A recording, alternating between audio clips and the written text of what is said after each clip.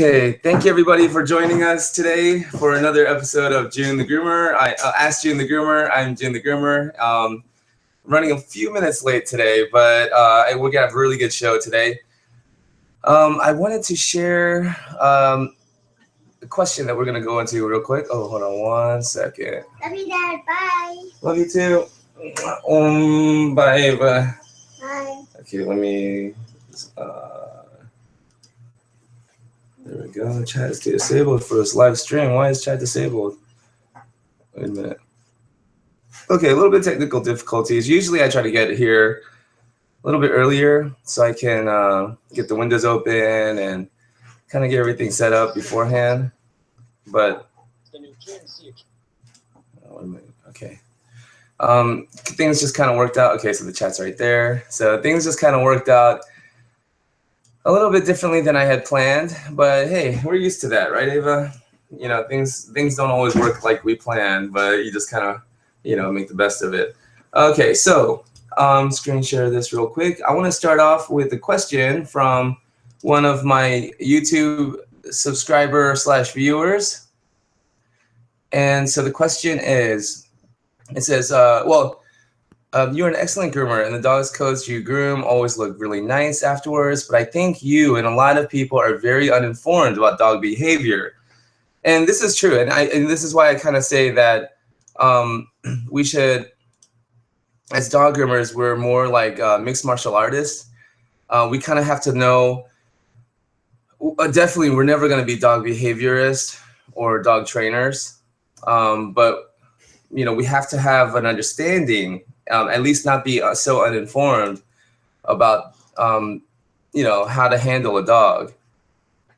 So hold on one second. Everything's kind of lagging. I'll give you a minute to catch up.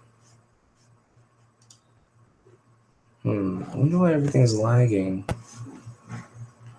Maybe I need to restart the computer. No.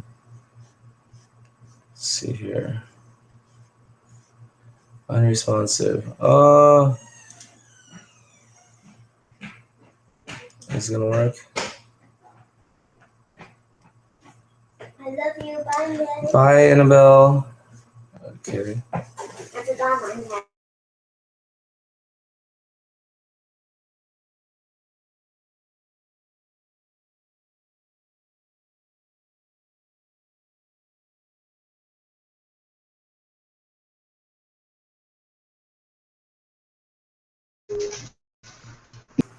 Okay, sorry about that, everybody. I don't know what just happened. Hopefully, everybody's still there. Oh my goodness, what a mess. Start late and then have all these technical difficulties. Okay, so Sable Odgers, talking about. Let me see here. We do the screen share again. Is saying that I'm a good groomer, but I'm uninformed about dog behavior. I understand dog groomers have to handle reactive / aggressive dogs very frequently, but you create some dangerous situations either for show or for as clickbait for viewers to watch your videos. Avoiding dangerous dog bites are as simple as putting on a muzzle. A dog can't wrap their teeth around you if they have a muzzle on.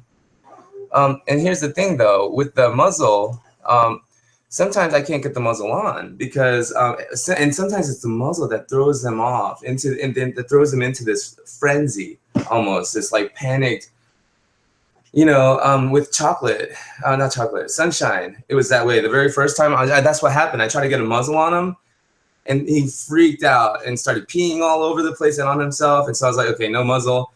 And then he started biting me, and so I had my hands behind his neck so he couldn't, get to me. And then he pooped all over himself, and then he just went crazy. So, anyways, you can't really use a muzzle all the time.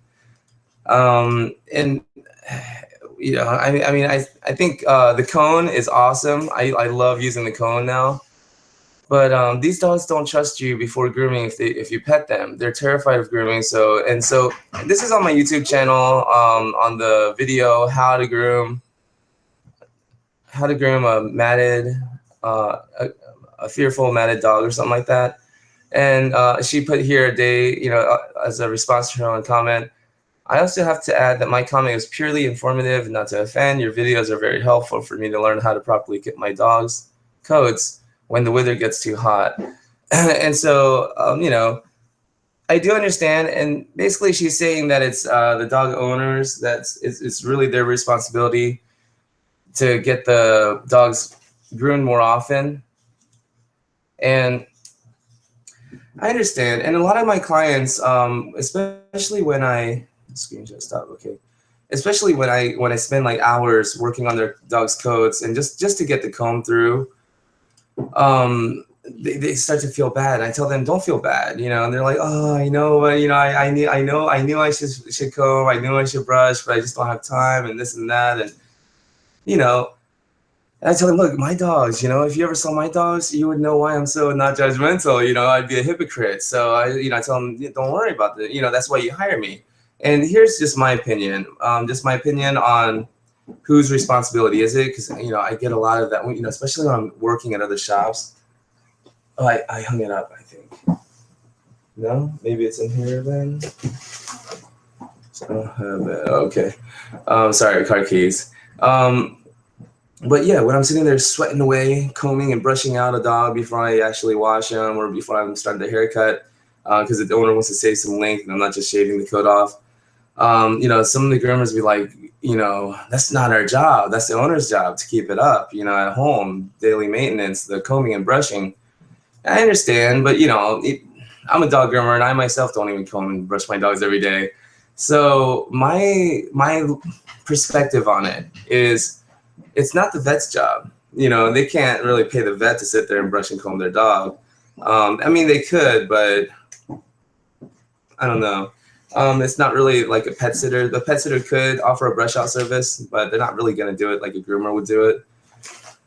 So whose responsibility is it? Yeah, I agree. It's the owner's responsibility to keep up with it, but because they're paying us, just like it's our responsibility to take care of our lawn.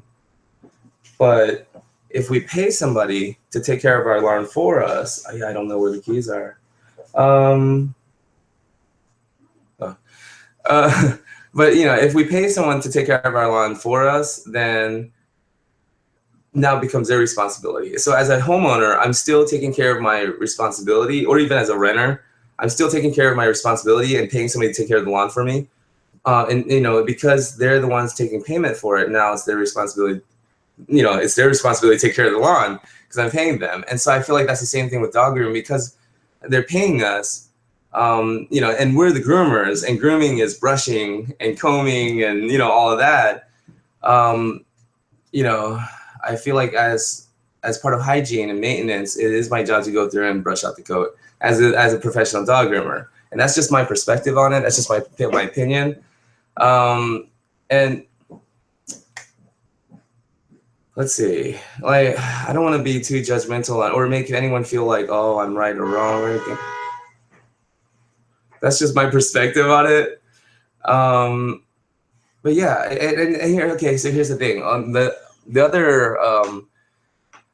other big kind of question that I get when I show people this process and how long it takes me and the time, but the results, the proof is in the pudding. I mean, you really can't get better results any other way than by really just putting in the time and combing out that comb and brush. But oh shoot, I always lose train of thought. Okay, hold on, let me just back up for a second. Oh, that's right, I was talking about pay. So a lot of groomers that I work with who see this, first of all, they're just like, that's not our job. But then I explain, I believe it is our job because we're getting paid for it. Then they say, we're not going to pay it enough. So then I explain, let's charge more then. Because my clients personally, they're telling me to raise my prices. What a lot of them, and a lot of them will say, "Oh man, I hate to tell you this because I'm a paying client, but I think you need to raise your prices." And they always end up paying me much more, sometimes double what I'm charging.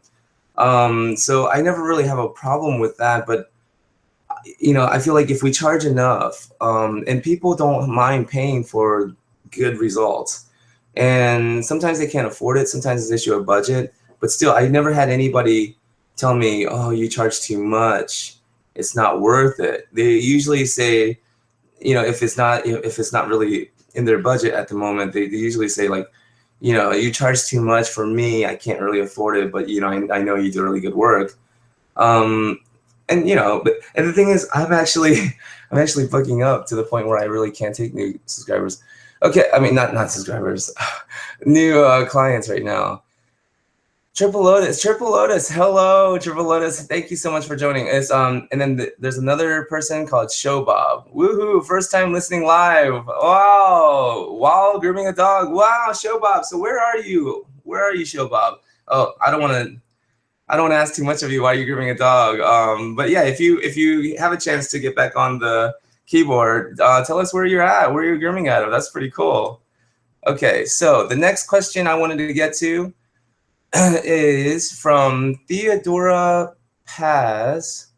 Okay, let me see if I can get back to the original window. Okay, here we go. So screen share the question. And here's the thing, I just found out that I can do this like grab thing and take a screenshot and screen share while I'm doing these live presentations. So live Q&As, oh my goodness, just like learning like new tools. Okay, Theodora Paz. Well, this is a week ago. What's your opinion on this do-it-yourself conditioner? And I actually clicked it and I watched it. It's basically like oatmeal that you crush and grind into powder, and then you add coconut oil and what else was it? I forget. I think water or something like that. But anyways, I personally, you know, I'll get to that. And then Theodore Paz, the next question right after that was, what's your opinion on Sleeky Conditioning Bar? You had recommended argan oil and avocado oil for my Yorkie Poo's dry skin. Would this be a good choice too, or is pure oil the best choice? So first, let me get to that do-it-yourself conditioner. I don't like the do-it-yourself conditioner, that particular recipe. Here's the first reason why. Oatmeal. It's a good moisturizer, you know, but if you're having like skin issues like bacterial or fungal yeast, you know, infections and things like that, even like hot spots, we don't really know exactly what's going on there.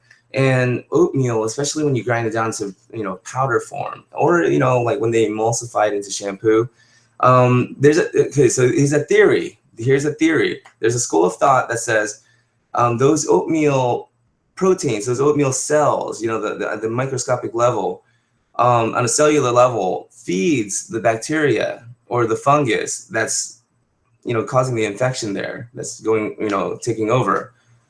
So rather than help the skin issue, the skin situation, it actually feeds the bacteria or the fungus and causes the skin issue to either get worse or spread.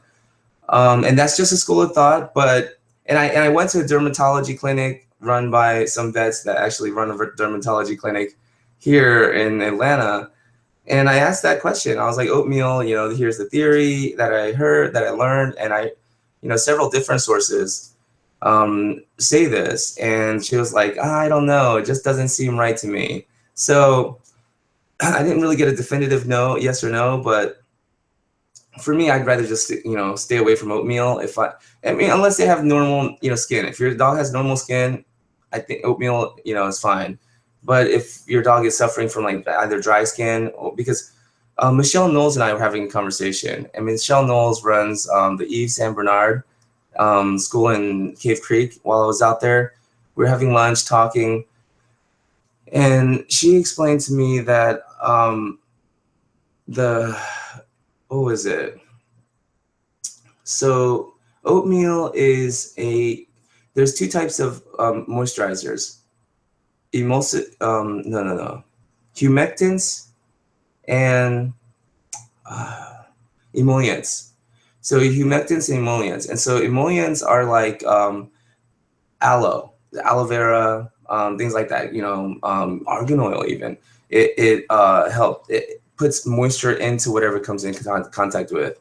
Then there's humectants like oatmeal, where it draws moisture from its environment. So these oatmeal cells are kind of like charcoal, you know, activated charcoal when you take it. Anyways, these small little chambers draw moisture from the air, or you know, whatever the environment is, and it holds on to the moisture. And so these oatmeal particles that, you know, draw moisture from the air, now you will put that moisture into the skin, which is what the theory is and how they market it.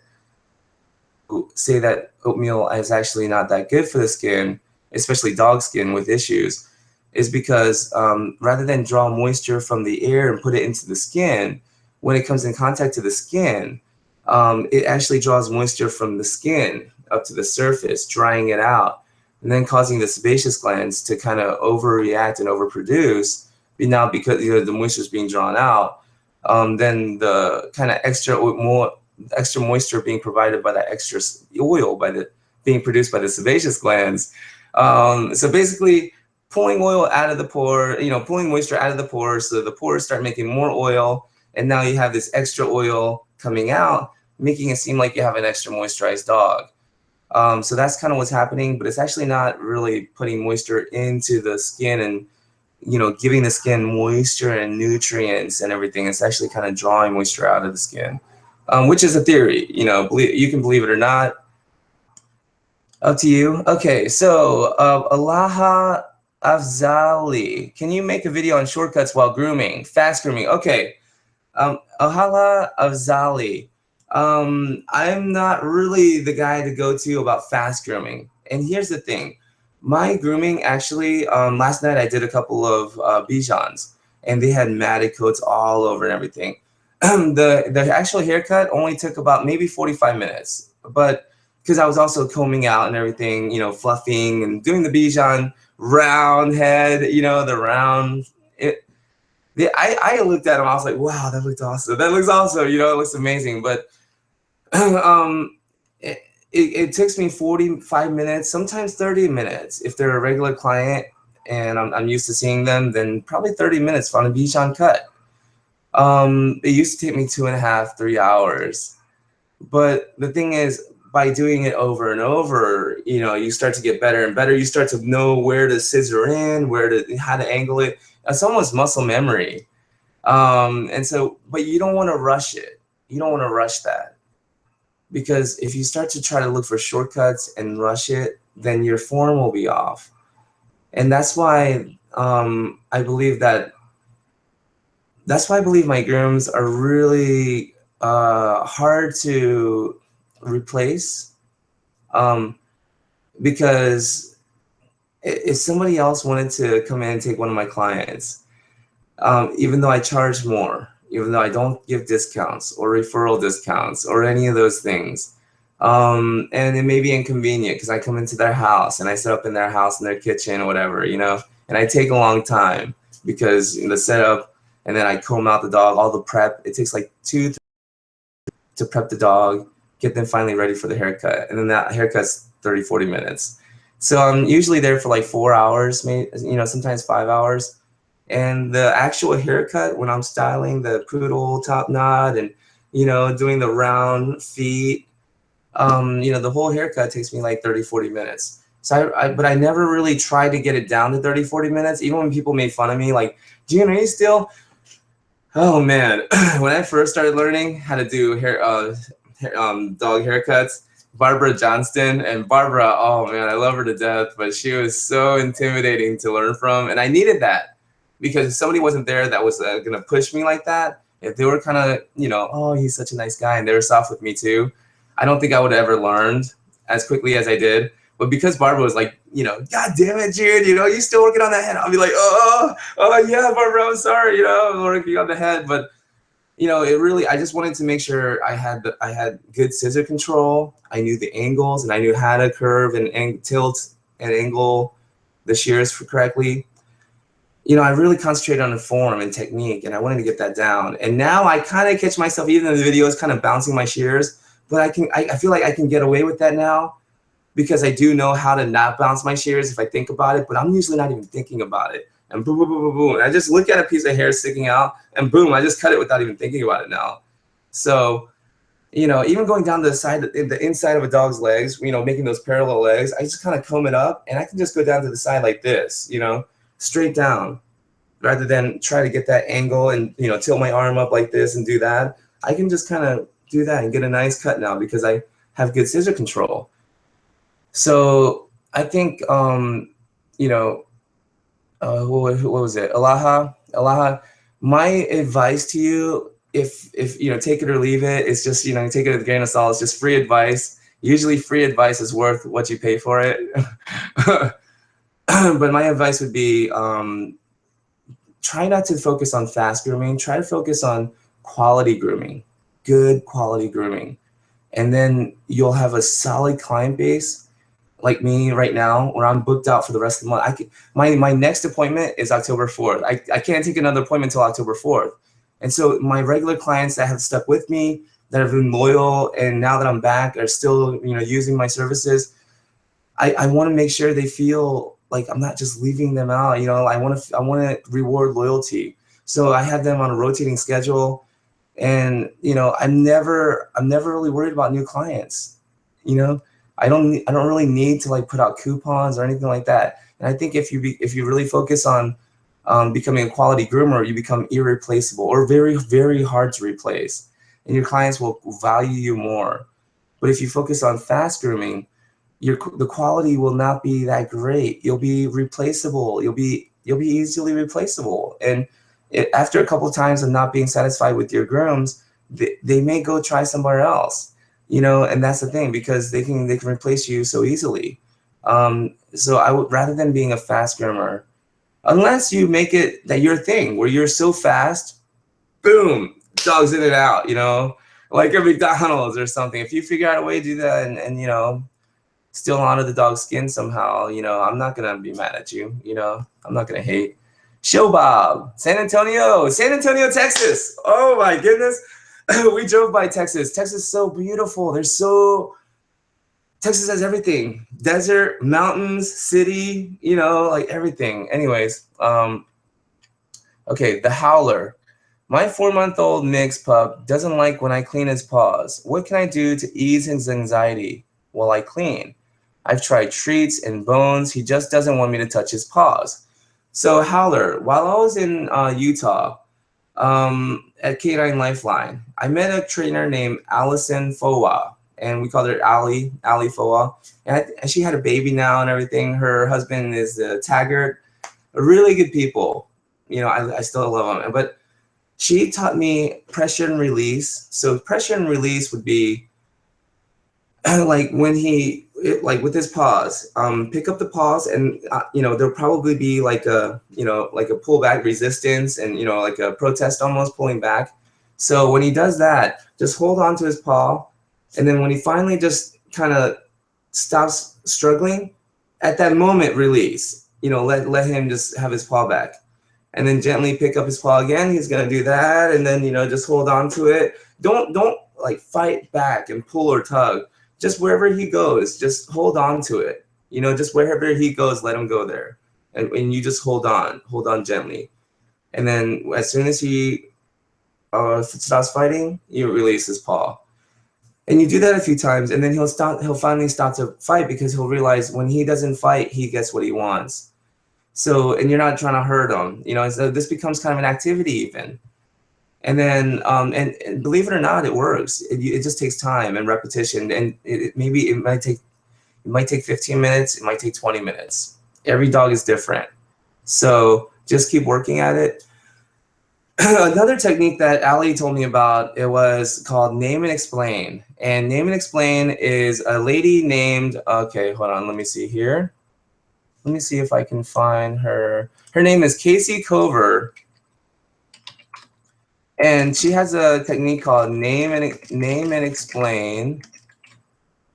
And by using this technique, she's even gotten rhinoceros, a white rhino, to put its horn, because somebody had cut off his horn.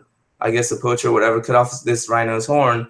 So it had no horn, and they had to put some antibiotics and medicine on it. She actually got this rhino to put it up to the cage so she could apply medicine to it.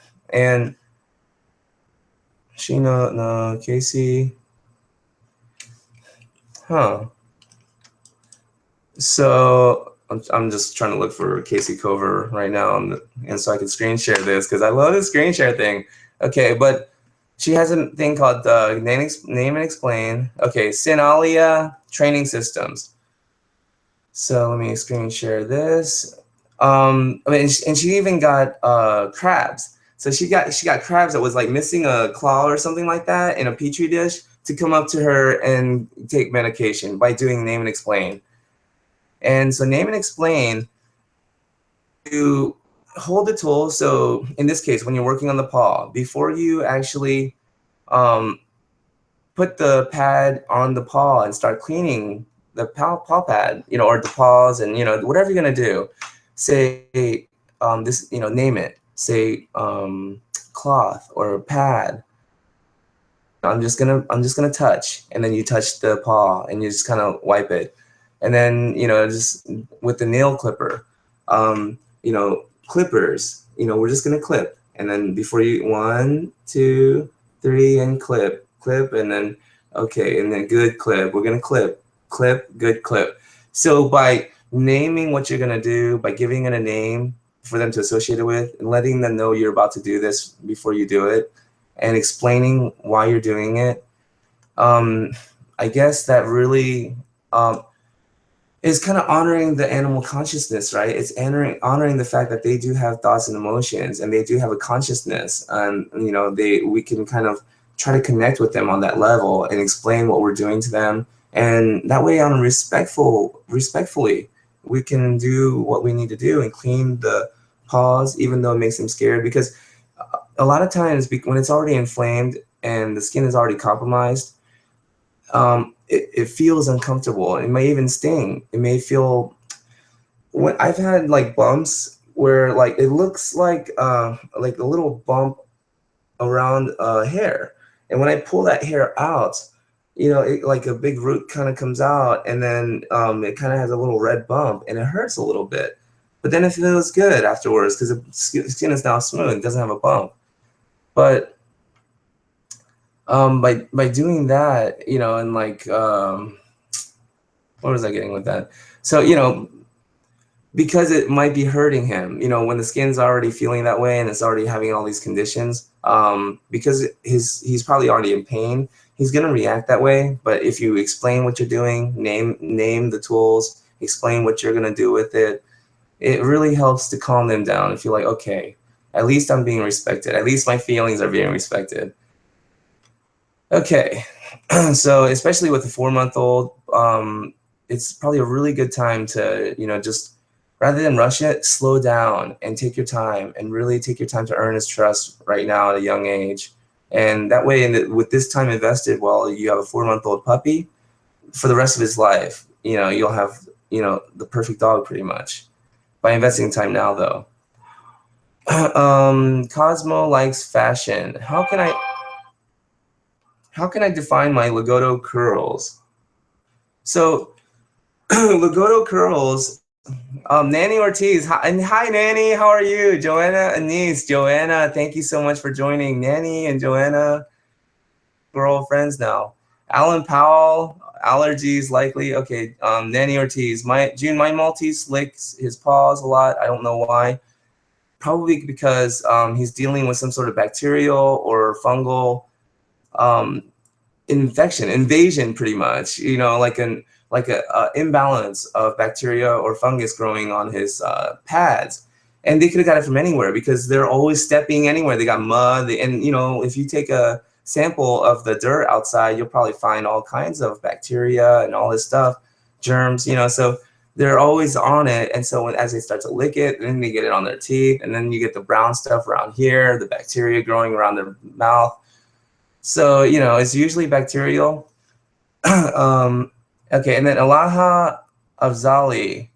The reason I ask, I'm from New York and I have to take high volume with good quality. I take 8 dogs in 6 hours. 8 dogs in 6 hours. Wow. I do like 2 dogs maybe in 6 hours. Yeah, about 2 dogs in 6 hours. Maybe 1 dog if it's like a big doodle. It takes me 6 hours. Wow. So Aloha, I think it's just different styles, you know, like, and the thing is, there is a market and there's a need for what you do and taking a little bit more high volume. And I don't think 8 dogs is high volume. You know, there's groomers that take more than that. So, and you're probably still doing a really good job. You're just not, OCD, you know, like me. And, you know, I catch myself, I'm just sweating. I'm like, oh my God, I'm so OCD. I got to stop. I can't. I'm just like, stop it. Stop pulling the hair, you know, and then you have a bald dog, you know, it's like bald on one leg. And you have to explain, oh my God, the rotation, the skin is always in a different rotation. Right now it's the legs, so you have a bald leg. Anyways, so yeah, I mean, Aloha, a lot of times my wife and I even talk about it, like maybe I need to ease back on so much of the hand stripping and everything, because even though that hair is ready to go and I can pluck it out, maybe we should just trim it and let it stay there and give the other hair that I've already plucked out, you know, time to get replaced. And so we can always be, you know, just have them on your client on a regular rotation. And as long as you see the same dogs every 4 to 6 weeks, the grooms will get faster and faster and faster. Not only do you and the dog know each other better, and so the groom's gonna go faster that way anyways, the dog trusts you and there's a routine, but you're working on that coat constantly. And so you're combing out the dead hairs that come out easily, even though there's more dead hairs that could probably be carted out, that I would probably sit there and cart out for hours on end. You can leave it because in another 4 weeks they'll come. That's going to comb out easily. The hair that you've already combed out before, it, you know, it's kind of growing in. It's really short right now, probably not even surfaced yet. Still growing inside those pores, maybe in 4 weeks. And so, you know, you're always going to be on top of it. So Aloha, I would say if you want to focus on faster grooming, rather than focus on shortcutting techniques or the process, have your clients come back on a more regular basis, maybe every 2 weeks, you know, every 2-3 weeks. And, you know, as long as we're using shampoo and conditioner and quality shampoo conditioner that's made for dogs. Okay, and so how Cosmo likes fashion. How do I define my Lagoda curls? I just want to say hi to everybody before I answer this question, because I'm really excited about this. Oh my goodness, there's more questions coming in. Okay, so let me make this quick. Today I stopped by Pedigree, and Pedigree, they actually ship worldwide, and like groomers, I think all around the world order from them. But I got to go there today, and so I finally got to buy Crown Royal Ultimate Detangling Lotion. So when I detangling spray, so I just didn't, you know, get the spray and spray it. But when I first started to go to these seminars, put on like all these different, you know, top competition award-winning groomers, whenever there was a question about what detangling spray to use, Crown Royal would always come up. All the top competitors, you know, would say Crown Royal, and I'm thinking, yeah, Crown Royal, shoot, I want to drink it when I'm detangling a dog too. Sometimes you just need a Crown Royal right there at the table, right? You know, while you're detangling this dog. But no, it's not talking about the alcohol. They were talking about the actual product. So I really have been kind of, you know, excited and wanting to try this product. So I went and, you know, kind of splurged almost and bought this. It's you know, but this is called Magic Touch Grooming Spray, and they have a number 1, number 2, and number 3. But Robert, the owner of Pedigree, oh my goodness, I didn't know he was the owner, and he just like, he kind of dropped what he was doing, walked me around with my daughter Annabelle, and, you know, kind of, you know, gave me some information about all these things, recommendations. I really like the owner there. Oh my goodness, and he didn't know I had a YouTube channel or anything. You know, I kind of thought, oh, he's going out of his way because he knows I'm famous, you know. He had no idea. He was like, what's your name? How do you spell it? You know, I think he would go out of his way like that for anybody. So if you want to feel like a star, you know, go visit Pedigree. Anyways, but Robert was telling me that there's a Crown Royal spray number 1, number 2, and number 3. And he's saying number 3 by far outsells number 1 and 2. He's saying that's the one that everybody buys. So, you know, I got that one because I couldn't afford to get all 3, you know, so I'm going to get the bestseller, right? And then also I got this, and it's called Snow Mountain. And this, because I ran out of cool spray. Andy's makes a cool spray that you can spray on your clipper blades. But here's the cool thing that he showed me. So I'm going to spray this into this cap. and nothing. There's no residue. There's no dripping. So with Andy's Cool Care, if I would have sprayed like that, there would have been, and that's kind of cool, the smoke coming out. But anyways, there would have been water, like liquid dripping down, a lot of it. So he's saying there's a lot of waste with that one. This one, so you eliminate a lot of, it lasts longer, and it does all blade coolant, disinfectant, lubricant, cleaner, rust preventative. So hold on, right here. So it does all the things that Andy's Cool Care would do, but you know, it's because it sprays it differently. It kind of gives it blows it, so it cleans while it's doing all of that. You waste less. So I really like that. Snow Mountain, if you're gonna replace your Cool Care for your clipper blades, to spray on your clipper blades. Who's texting me? I ain't got time for all that. That was good. And then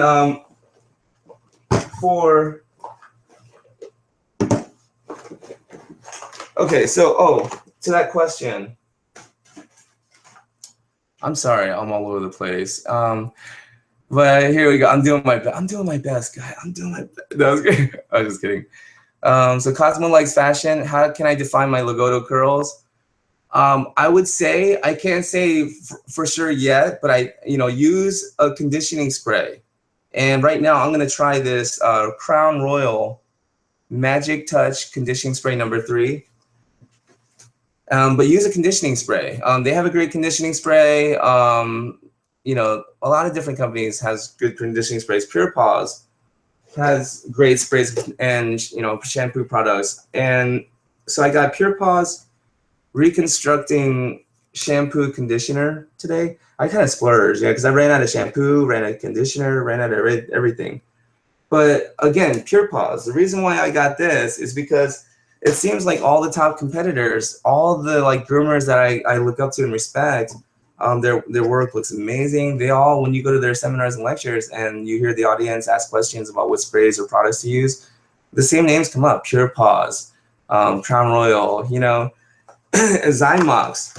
So I have a customer that I'm gonna be seeing pretty soon, a Springer Spaniel, and she's saying that her skin allergies right now, her skin is so itchy that she's itching to the point where she bleeds. And they're using Chlorohex, no conditioner to follow up the Chlorohex shampoo, just, prescribed by the doctor, of course.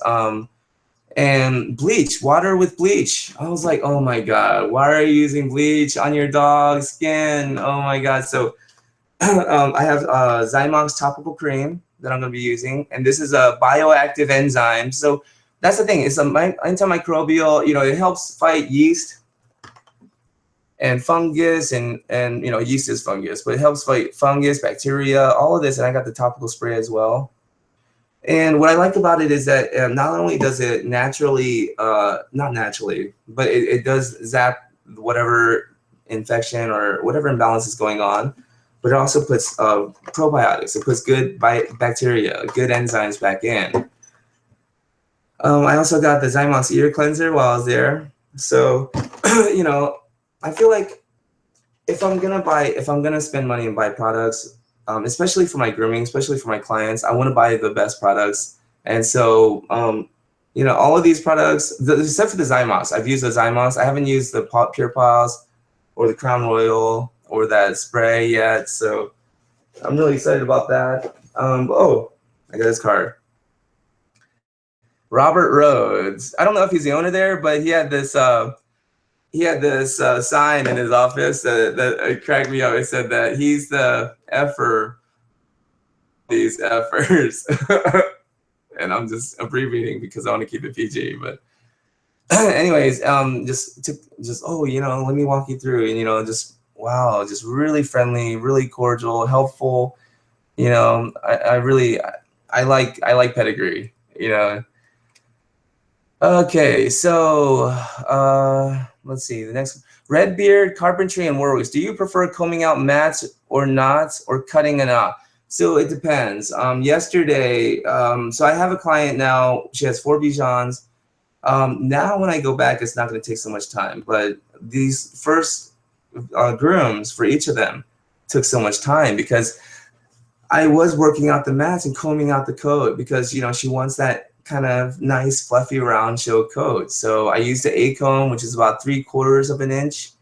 So no, yeah, about 3/4 of an inch, I think. So it's pretty, almost an inch in A comb, and then kind of scissored about an inch, and used an E comb, you know, so I can get an inch kind of length set, but an inch of hair on the, I scissored it on the legs. So, and you know, got a nice Bichon, round Bichon head.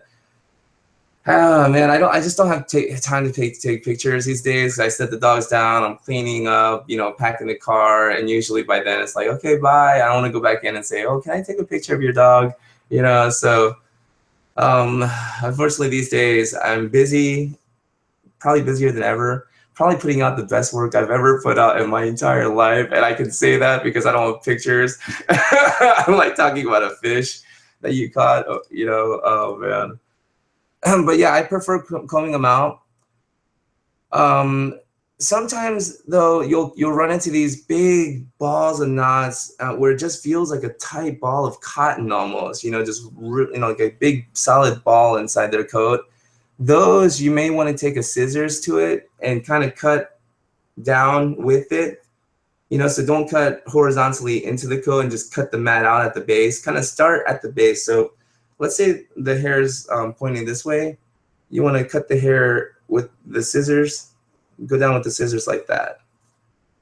So you want to cut down with it. So don't cut the hairs like that. Don't just cut the mats out, just kind of rip it.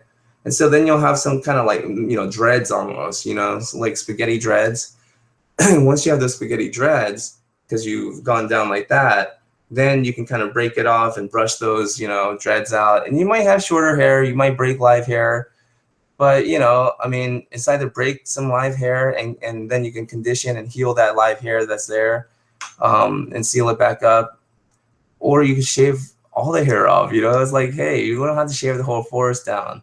You know, it's like save the forest. You know, so yeah, I prefer combing them out, brushing them out, but if I have to, yeah, I'll cut them out. Or under the armpits, I'll shave them out.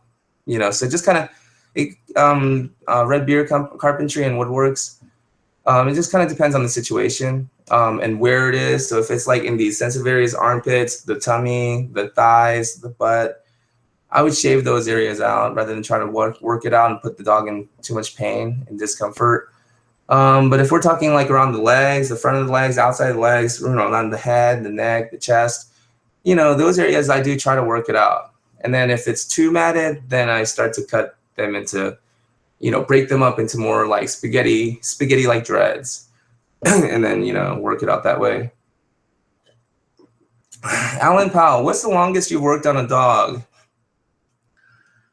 I don't know, but there have been some nights. Last night I got done at 9:30, and I got home around 10:30 because I made a stop at QT and I got 2 country sausage. Oh my goodness. I don't know where everybody's watching from, but if you're lucky enough to live near a QT gas station, they have these country sausage dogs. Oh my goodness, when you're hungry. Oh, but yeah, I got out at 9:30 last night. I started at 11. So, but I did 2 Bichons. So, you know, I'm very, very, very happy with what I got paid. But yeah, for me, it just, I don't know, it takes as long as it takes. I really never kept track. So I'd say maybe, because I've gotten done around 11 o'clock at night sometimes, and the customer would pick up in the morning. So yeah, I think maybe like 8 hours, maybe 8 hours, 9 hours is probably the longest I've worked on a dog. And that's kind of when you really have to love it. You really got to dig deep. Oh man, to find that passion, because sometimes you just want to throw the scissors right into the wall, ninja style, you know. I hate grooming. I'm gonna hang it up, you know.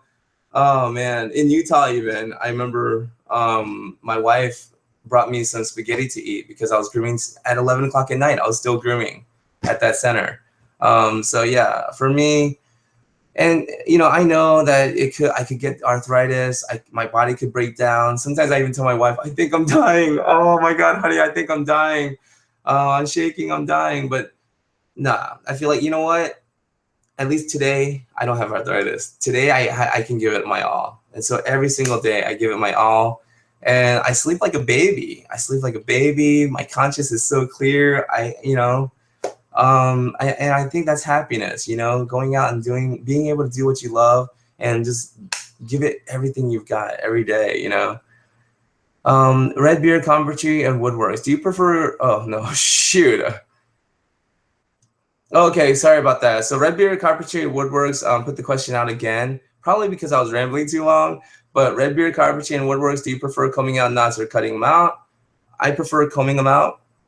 Sometimes I will cut them out, especially if they're in sensitive areas or depending how big that mat is, how close.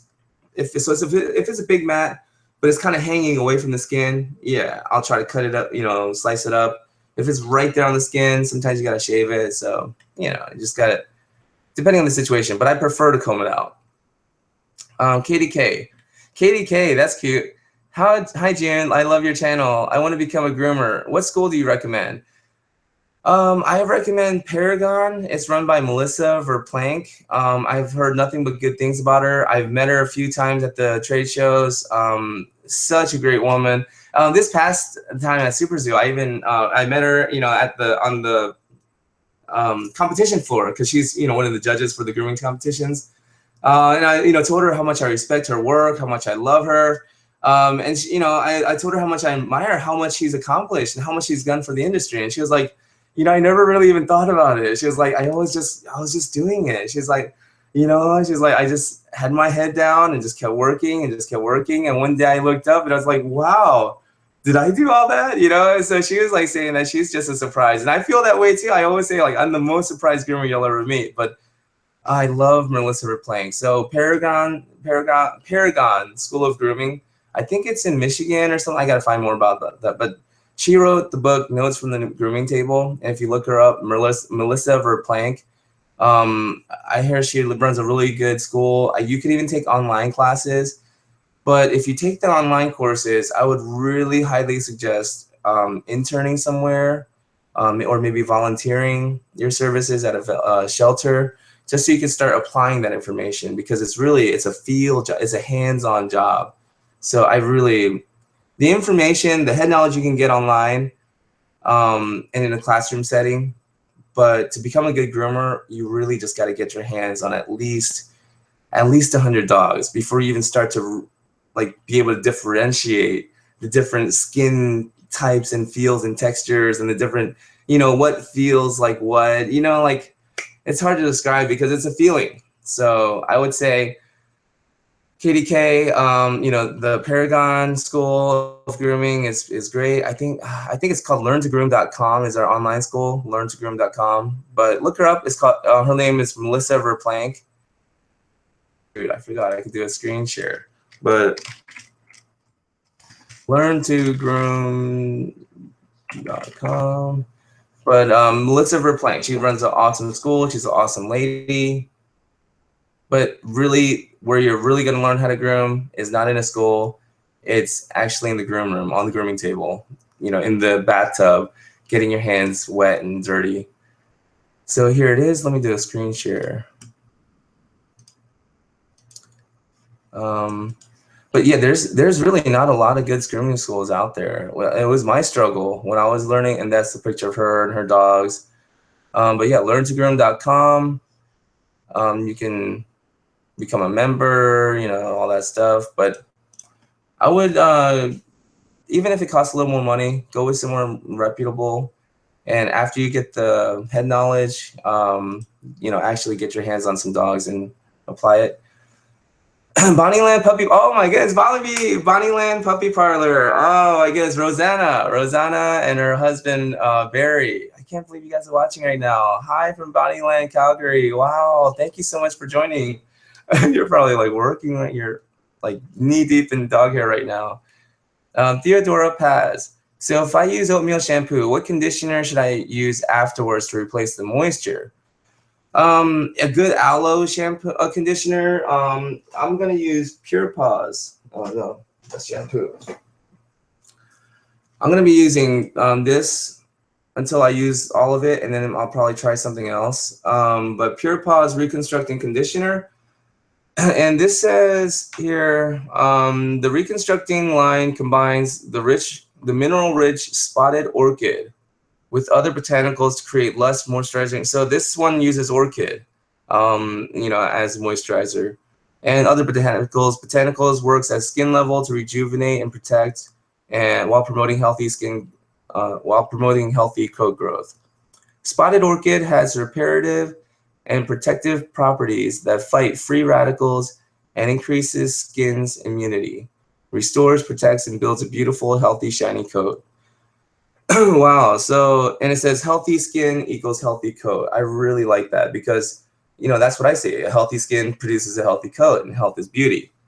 But the spotted orchid is botanical rich in minerals, moisturizing compounds. So the spotted orchid, there's a good one. But yeah, I mean, you could use avocado oil based ones, or argan oil based ones. Oh, that's right. The other question about the oils by Theodora Paz. Oh, Theodora Paz. Oh my goodness, I didn't even put that together. Theodora Paz, so this is your question. The avocado oil and the, argan oil. That's so cool. Theodora, I'm answering your question. You're live right now. That's so weird. Anyways, thank you for the question. I have a feeling I'm gonna look back on these videos and I'm gonna feel so embarrassed. The future me would probably come back and be like, dude, stop embarrassing yourself. Anyways, Theodora, I did want to mention something about the argan oil and the avocado oil. When I go out to these different Sally's or Ulta or even at TJ Maxx, or in Marshalls, they'll have these the beauty section, and they have all these different argan oils and these different products. But I was reading labels, and it's not 100%. There's a lot of different things in those. Even at Sally's, they had argan oil, Moroccan argan oil, 100%. But then it wasn't. When I read the ingredients, there's some other stuff in there as well, and I just didn't really feel good about putting that on our dogs.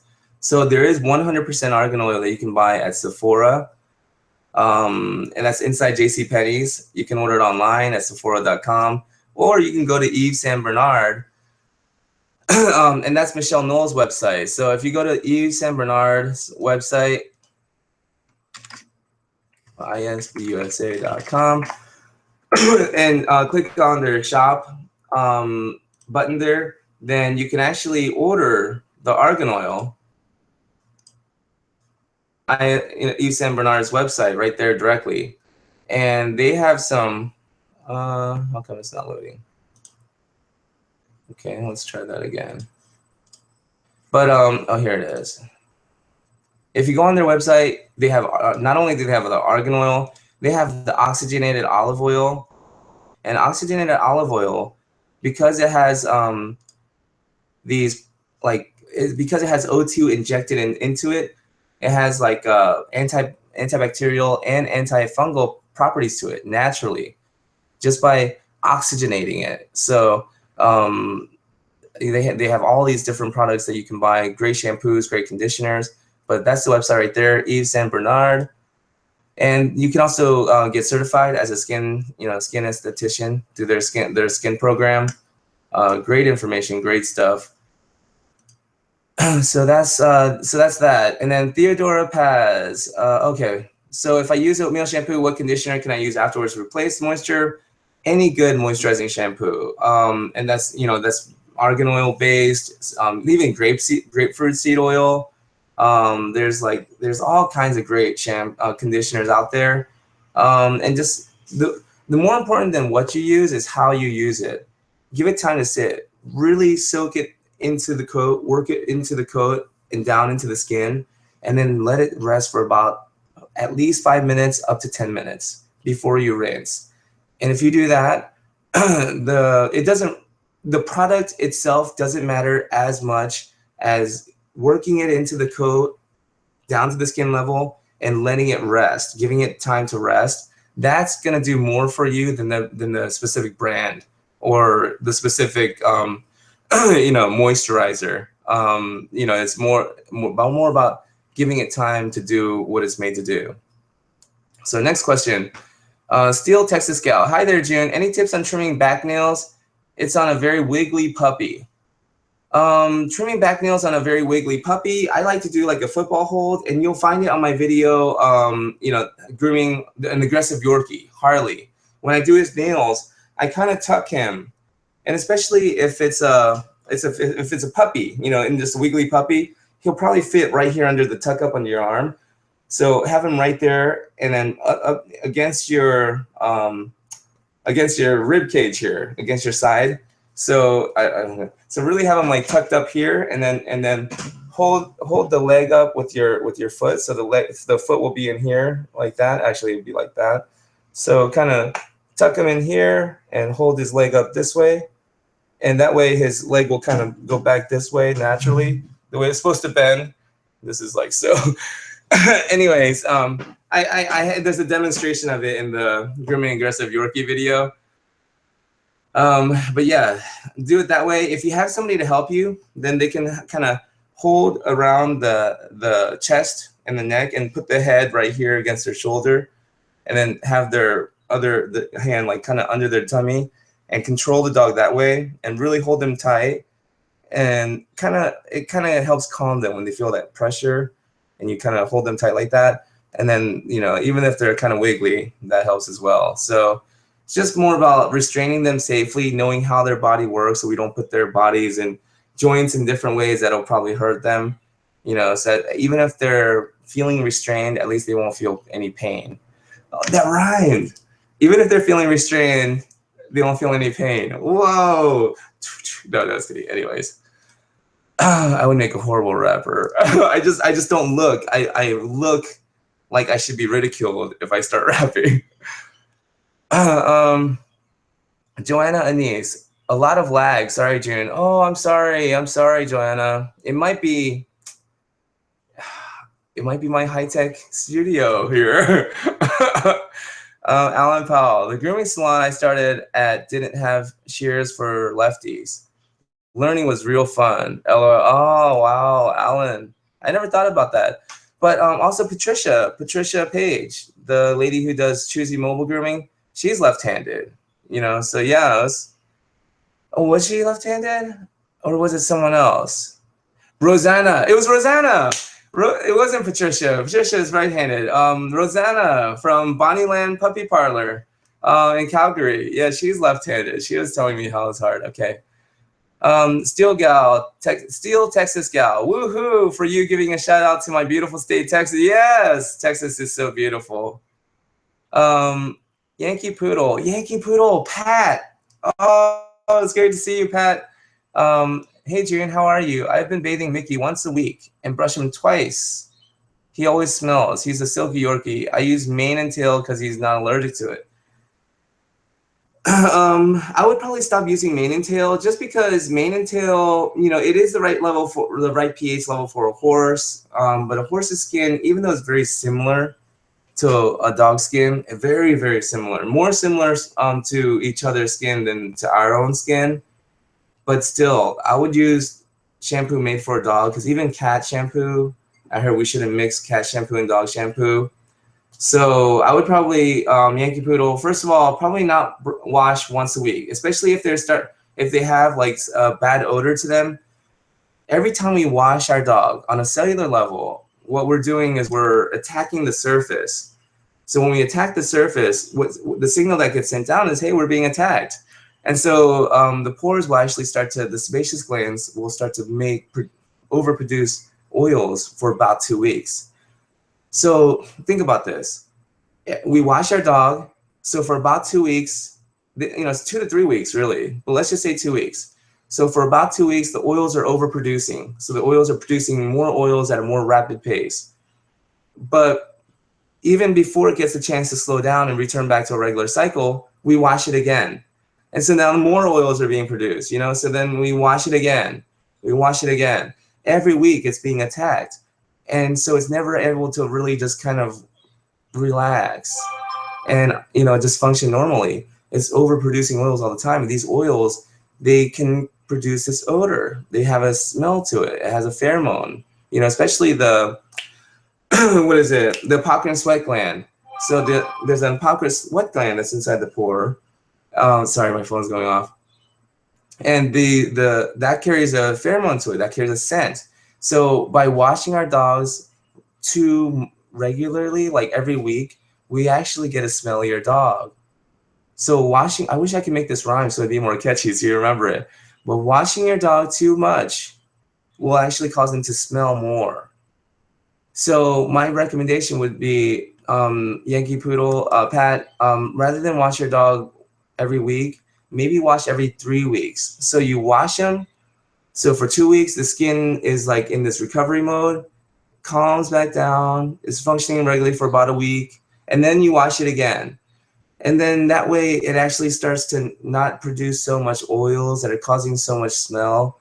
And, you know, you may even sometimes notice like greasiness. But yeah, and so yeah, and also maybe use a different shampoo and conditioner. Maybe try Pure Paws, you know, or maybe try, there's another one that he was telling me about that I was really interested in. I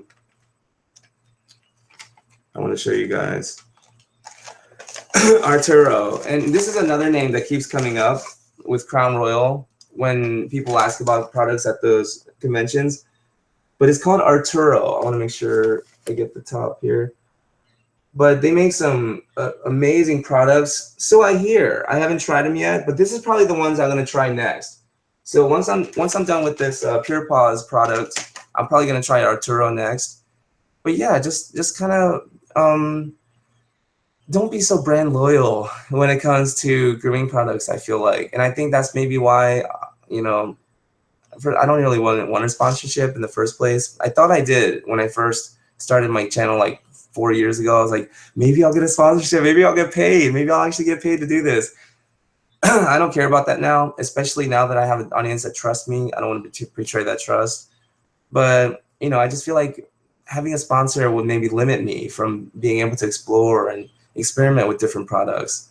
And also, I don't want anybody telling me what to do or what to say. You know, I listen to my wife, gives me. So I don't know if you guys know this, but I did a dog grooming seminar this past weekend, and you know, rambled, lost train of thought, and all this stuff. So I know I do take criticism. I'm just saying. Rambling again. Let me get back on track. Christine Paradise. Oh my goodness, it's 4 o'clock. So let me start to wrap up.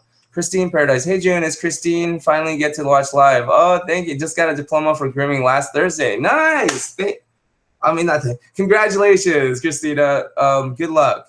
Good luck. And don't F it up. No, I was kidding. No. Don't be afraid to make mistakes, really. I mean, welcome to the club. We are a group of artists. And first, like any art, learn the fundamentals, learn the technique, learn, all of that first. And then you can start to become, more creative and more unique in your own expression of how you do the haircuts. But I say first, focus on the fundamentals.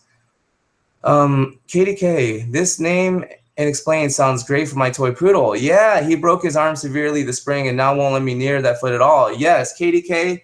And I would go to that website, Casey Cover, Synology, dog grooming, dog training or something like that, animal training. But and for some reason, that technique, name and explain, or that name for it, I can't find it on her website. So, but, I'm sure if you go on her website and take her courses, it'll come out more. But yeah, I love that. Just naming the tool, explaining what you're about to do, and then doing it. And when you do it, don't do it hesitantly, because you've already named it. You've explained what you're doing. You made your intentions clear, and then just boom, just do it. The Howler. I love the name and explain method. I will try both of them. I like the idea of giving him the respect and acknowledging his intelligence. Thanks so much. Yes, the Howler. That's cool. Thank you so much for joining. Nanny Ortiz. But I clean his paws every day. That may be it. It may be because you're cleaning his paws every day and actually stripping that that protective layer of oil called the acid mantle. You may be, even though the oils are being produced, you know, at every moment and constantly replacing it, because it's being cleaned off every day, wiped off pretty much. It's, you know, but in the time that it's replacing it, bacteria probably already has a chance to kind of move in. So maybe try not or after you clean it, put a conditioning spray on it, something that has oils, something that has moisturizers, or even buy like, you know, the 100% argan oil, and, you know, maybe on like a little applicator or a cotton ball or something, or even your fingers, and just apply it to their feet. So that oil the oil will give it protection and repel off that bacteria and, you know, fungus and all the dust and debris and all of that. So if you are going to clean his paws every day, Nanny, also follow it up immediately with some oil or some, like the spray, the moisturizing conditioning spray. Equise has some great Premier spray. You know, spray that, and that way that you give the skin some protection from the constant bombardment of bacteria and fungus and just all kinds of germs and dust and debris. Okay, the howler. I do have another one. What about bad breath? It's random, but he gets bad breath sometimes. He really likes giving kisses all the time, which is a problem as I'm trying not to gag. So that bad breath, again, could be caused by the bacteria. So if they're having like brown hair or some areas of their body where they're chewing at brown spots or hot spots, that bacteria is getting in their mouth. And you'll notice sometimes right here in the fold of their bottom jaw, right here at the fold where they have their kind of lip here that kind of goes up and down here, you'll notice like a big chunk of brown hair. And that's bacteria kind of going down those hairs, you know. So, and that's where a lot of that odor is coming from. There's a product, here it is, Plaque Off, that I've been using on my dogs, and I've ran out of the treats now, and now I'm putting like a couple of spoonfuls of the powder into and mixing it with their dog food. And so I've been using Plaque Off. I've been noticing that I don't smell a bad breath anymore in their breath. But I haven't really noticed like any like clean, like bright white teeth yet, but I do know that it is natural and it takes time. So, you know, we still have to give it some time. But yeah, you could use stuff like Plaque Off, but really, it's really focusing on those areas that have bacterial infection or fungal infection, those, you know, kind of bad patches of skin, and healing those areas first, clearing it of extra hair, dead hair and debris, and then applying Zymox spray or cream, you know, and that way we not only give it a clean environment, but we give it a good environment to heal itself, the skin. So once we do that, then the dog won't have a reason to chew or lick itself. Then bacteria won't have a way to get into its mouth. I mean, it will in other ways, but still, at least they're not getting it right directly from those bad skin areas. And also those brown hairs, what I usually do, if the dog will tolerate it, is pull it out little by little until all of it is out, all of that brown hair is out, and all I see is pink skin right there. Then new hair grows in, and as the new hair grows in, it's not brown anymore. So that's what I do. The howler and the show bob. The stuff is awesome. Did you get number 3? Yes, I got Crown Royal number 3, show bob. Nanny Ortiz, what conditioner is good for white hair dogs? Any conditioner, really, as long as you're using conditioner. And white hair dogs usually have long hair. We're usually talking Maltese, Coton, Bichon, sometimes poodles.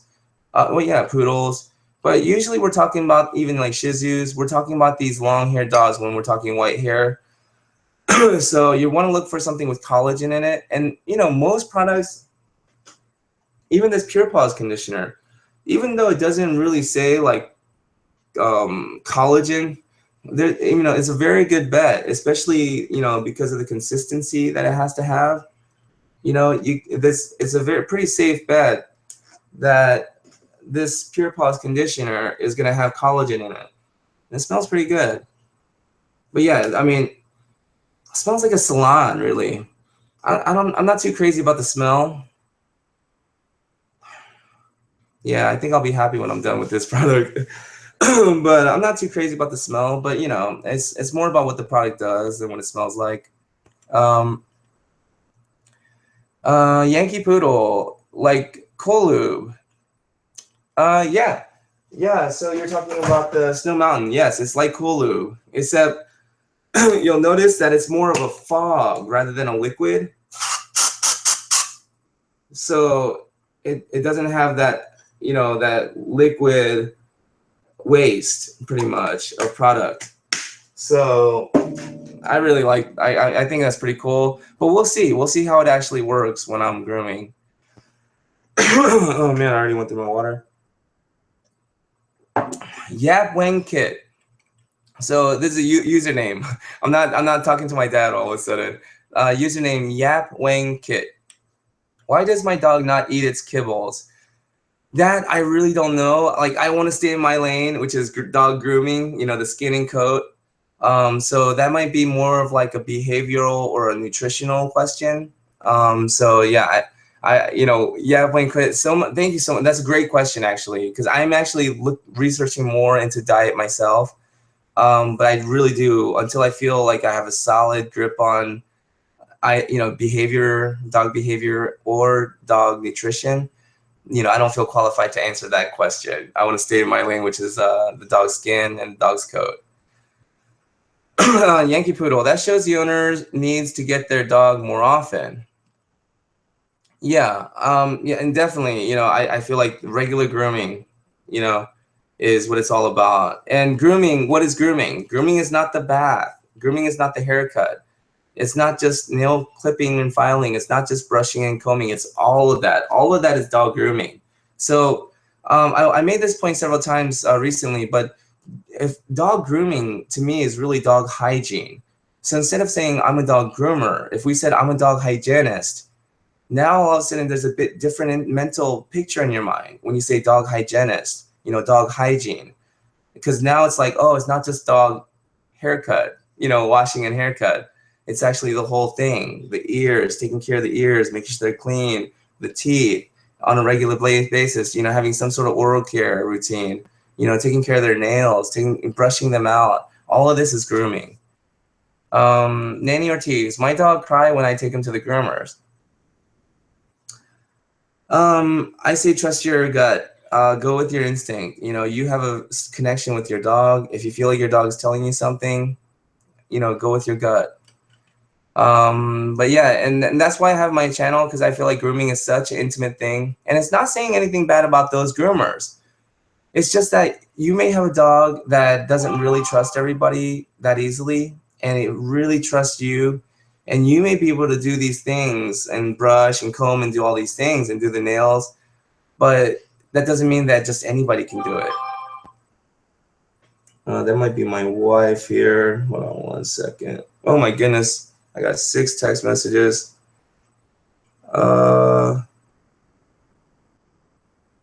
Okay.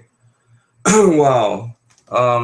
Anyways, yeah, 417. Okay, so let me just focus on these questions. So yeah, Nanny Ortiz, if your dog cries when you take him to the groomer, you know, go with your gut. The Howler. Also, I'm from Delhi, India. Wow, The Howler, Delhi, India. Watching at this at 1:20 a.m. Damn, I love this channel. Whoa, that's amazing. The Howler from Delhi, India, watching at 1:20 in the morning. Oh my goodness. Wow. I mean, yeah, you know, though, I can relate. I'm usually up 1:20, 2 o'clock in the morning, you know, researching. Researching. No, I was kidding. Katie K, thank you. That was helpful. This last chat was fun. Oh, it is fun, isn't it, Katie? I really love doing this. This is so much fun. Yankee Poodle. There's one in Melbourne by me, and they want $9,000. Wow. Go with your gut. You know, I always say, trust your gut. Go with your gut. If you feel like it's worth $9,000. Carolyn Medina, me and Agate say hi. Carolyn, say hi to Agate for me. Thank you so much for joining. Yankee Poodle, they changed hands and they told they were not as good. It's called Cashmere. Yeah. So, and then Bonnieland Puppy Parlor. Oh, yes. I'm working right now. My eyes are all over the puppy that I'm grooming, but I'm listening. Great topics today, June. Did you have time to check my question on Facebook and comments? Yes, yes. I just been really busy, Rosanna, but I am gonna email you very soon, I promise. Yankee Poodle, I live in Florida. Awesome. You know, shout out to Florida. Thank you so much, Yankee Poodle. Show Bob, have you heard of Primrose Oil Shampoo from Isle of Dogs? I have heard of Isle of Dogs. I actually looked at some of their products today. Okay, we gotta go to the library, right? Okay. Daffy 8778. I'm trying to go these questions as fast as I can. Help June. There's a dog at my shelter who won't let us shave his ears, and he has a big mat at the end of one of them. What can we do with his ears without using clippers? Oh man, if I got a mat at the end of him and he doesn't really want you touching him, I think shaving is the best way to go. Yankee Poodle. Okay, hold on. Bonnie Puppyland. Yes, I'm left-handed groomer, and I don't get why left-handed scissors are more expensive than right-handed. And it was fun for me also when I started. That's really funny. I remember you say like, you know, I don't charge extra because I'm left-handed, you know. Yankee Poodle. Wow, really? Yankee Poodle. Yes, Yankee Poodle. I'm gonna try Pure Paws. Okay. And then Yankee Poodle. Thanks. We'll try to wash once a month. Love you. Oh, wow. Thank you, Yankee Poodle. I didn't know you were actually. Nanny Ortiz. Thank you, June. You help me a lot. Love your videos. Thank you so much, Nanny. Thank you so much for participating. Your questions. I love this. What product do you use to clean your dog's ears? Zymox. I recommend Zymox ear cleanser. But you know, Nature's Specialties also makes a good ear cleaner. You know, just I say the product doesn't really matter as much as really like how you use it. You know, read the labels. You know, things like that. The Howler. We'll check for the brown hairs on the lips in the morning. This live chat is the best. Learning loads. Wow, the Howler from India. Whoa. Triple Lotus. Great info, June and friends. Thanks so much. See you. Okay. And we're going to go to the library, guys. Thank you so much. Triple Lotus. Oh, my goodness. Thank you so much for taking the whole thing. Ava, let's say bye. This guy's watching from India. It's like 1:20 in the morning for them over there in India. Bye, guys. Thank you so much for watching The Howler. All you guys. Bye. Can they see that? There you go. Bye.